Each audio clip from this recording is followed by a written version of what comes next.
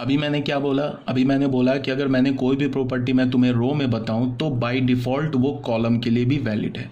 तो ये जो मैंने अभी रो के लिए लिखा ये सेम एग्जैक्टली कॉलम के लिए भी वैलिड है। इसका क्या मतलब है कि तुम C1 कॉलम उठा लो, मतलब एलिमेंट तो तुम फर्स्ट कॉलम का लो बट कोफैक्टर तुम थर्ड कॉलम का ले लो, और उसको कोफैक्टर तुम थर्ड कॉलम का ले लो और उसको मल्टीप्लाई करके ऐड करो, वैल्यू क्या मिल जाएगा हमें 0।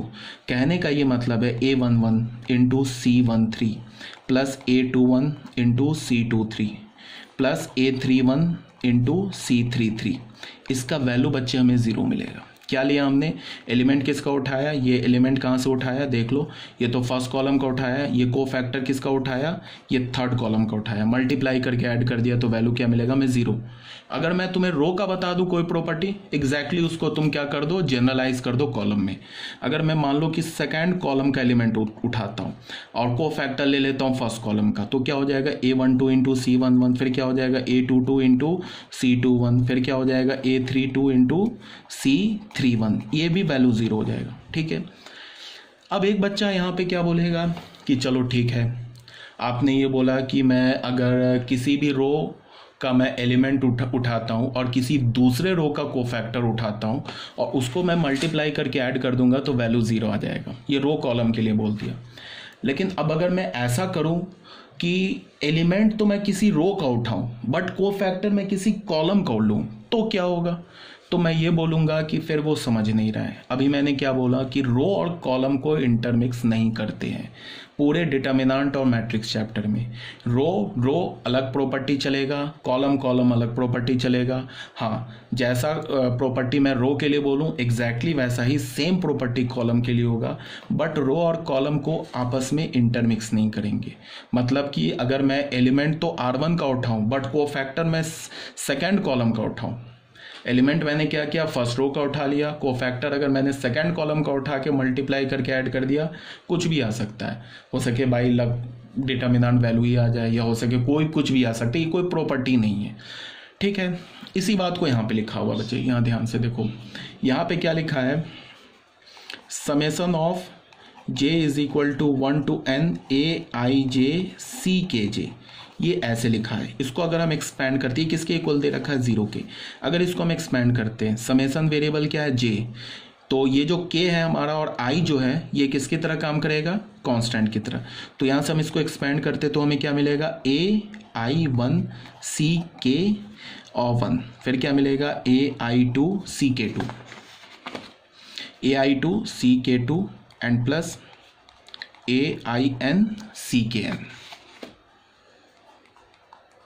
Is equal to 0। अब तुम यहां ध्यान दो, ये फर्स्ट एलिमेंट देखो, ये ai1 ai2 ain, ये कौन से रो का एलिमेंट है, इसमें तुम पहले देखो कि कॉलम चेंज हो रहा है, 1 के बाद 2 हो गया, 2 के बाद n हो गया, तो कॉलम चेंज हो रहा है, इसका मतलब कि हम क्या कर रहे हैं, ith रो में बढ़ रहे हैं। मतलब ये देखो I ये सेम है ना, इसका मतलब कि ये जो एलिमेंट है, पहला जो एलिमेंट लिखा है ना, तो ये जो पहला एलिमेंट है ये ith रो का एलिमेंट है। ठीक है, अब ये कोफैक्टर देखो, इसको देखो, ये क्या लिखा है, ये kth रो के कोफैक्टर्स हैं। तो हमने क्या किया है, यहाँ पे एलिमेंट तो उठाया ith रो का बट कोफैक्टर उठा लिया kth रो का, तो उसके बाद उसको प्रोडक्ट लेकर ऐड किया तो वैल्यू हमें क्या मिल गया 0। यही बात यहाँ लिखा हुआ है।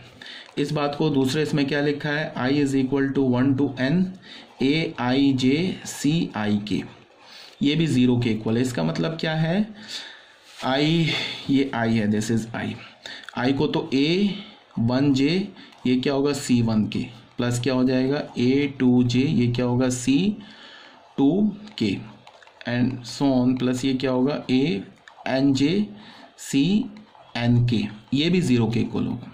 अब तुम यहाँ ध्यान दो, ये कौन सा एलिमेंट लिखा है, इसमें तो j कांस्टेंट है, तो ये तो jth कॉलम का एलिमेंट है, और इसमें देखो ये k कांस्टेंट है, तो इसका मतलब ये kth कॉलम के कोफैक्टर्स हैं। तो हमने यहाँ क्या किया है कि एलिमेंट तो jth कॉलम का उठाया बट कोफैक्टर हमने kth कॉलम का उठा लिया, उसको मल्टीप्लाई करके ऐड किया तो वैल्यू 0 मिल गया। बट हमने ऐसा नहीं किया है कि एलिमेंट हमने किसी रो का उठा लिया, कोफैक्टर किसी कॉलम का उठा लिया, ऐसा नहीं किया है। हमने एलिमेंट किसी रो का उठाया तो कोफैक्टर भी किसी रो का ही लिया है। एलिमेंट अगर हमने किसी कॉलम का लिया है तो कोफैक्टर भी किसी कॉलम का ही लिया है। ठीक है, रो कॉलम को बच्चे कभी भी आपस में इंटरमिक्स नहीं करते हैं। तो आई थिंक आपको ये समझ में आया होगा, ये जो हमारा नोट नंबर 2 है। अगर इसमें तुम्हें कोई भी प्रॉब्लम है तो तुम मुझसे डाउट पूछ सकते हो। ठीक है, थोड़ा मुझे वीडियो बनाने में लेट हो गया। ठीक है, तो आपको मैं भेज देता हूँ, ज़्यादा वीडियो भेज दूंगा अभी इकट्ठे, तो आप इसको देख के अपना 1-2 दिन 3 दिन के लिए फिर वो हो जाएगा। तो note number 1 note number 2 clear होगा, कोई प्रॉब्लम नहीं होगी। तो आई होप आपको माइनर क्लियर होगा एंड कोफैक्टर्स क्लियर होगा। ठीक है, और ये जो 2 प्रॉपर्टी मैंने बताया डिटर्मिनेंट का, ये भी आपको क्लियर होगा, इसमें कोई प्रॉब्लम आपको नहीं होगी। ठीक है, अब आ जाते हैं अपने हम लोग सी पॉइंट पर। सी पॉइंट क्या हमारा?